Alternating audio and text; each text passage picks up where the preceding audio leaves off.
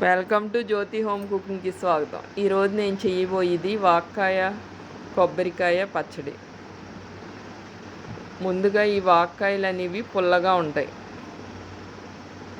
ఇవి 2-3 రంగుల్లో మనకి దొరుకుతాయి.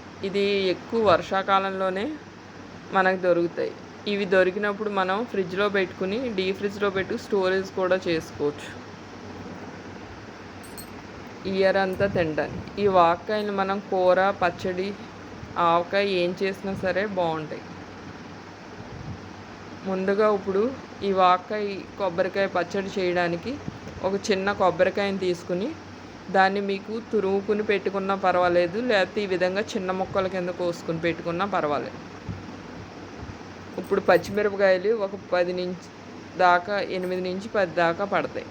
చూసుకుని కారాన్ని బట్టి వేసుకోండి. ఒక 25 దాకా వాక్కాయని తీసుకున్నాను. వీటిని శుభ్రంగా పైన కూడా కడుక్కోవాలి.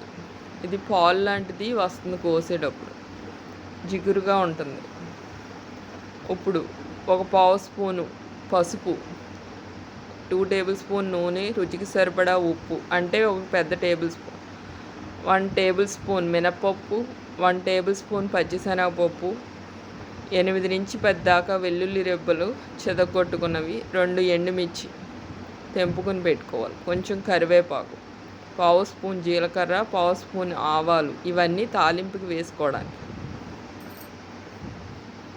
ఇప్పుడు ఈ వాక్కాయని ఈ విధంగా కోసుకుని లోపల గింజ ఉంటుంది, దాన్ని తీసేసుకుని మళ్ళీ శుభ్రంగా కడుక్కుని పెట్టుకోవాలి. ఇప్పుడు ముందుగా కొబ్బరి ముక్కల్ని మిక్సీ పట్టుకోవాలి.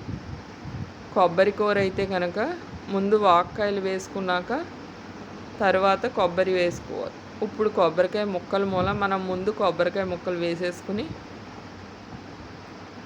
అది కూర కింద వచ్చిన తర్వాత ఈ విధంగా ఇప్పుడు వాక్కాయల్ని, పచ్చిమిర్చి, ఉప్పు వేసుకోవాలి. ఇవన్నీ మనం కొంచెం కచ్చాపిచ్చాగానే మిక్సీ పట్టుకోవాలి.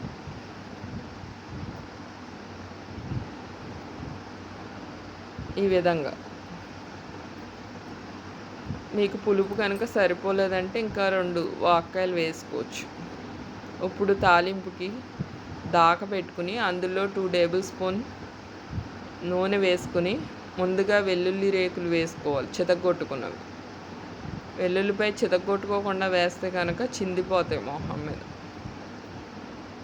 ఇప్పుడు తాలింపు కూడా మిగిలిన తాలింపు అంతా వేసేసి మీడియం ఫ్లేమ్ మీద కలర్ మారేదాకా వేపించుకోవాలి. తరువాత పసుపు కూడా వేసేసి మనం ముందుగా మిక్సీ పట్టుకున్న వాక్కాయ, కొబ్బరికాయ పచ్చడిని కూడా ఇందులో వేసి ఒక 2 మినిట్స్ వేపించుకుని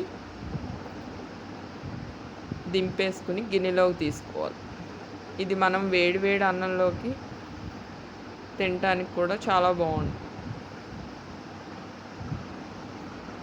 ఈ వాక్కాయలు అన్ని సీజన్లోని దొరకవు కాబట్టి దొరికినప్పుడు ఈ విధంగా వాడుకోండి. కొబ్బరికాయ వాక్కాయ పచ్చడి రెడీ అయింది. మీకు ఈ వీడియో నచ్చితే లైక్ చేసి సబ్స్క్రైబ్ చేయండి.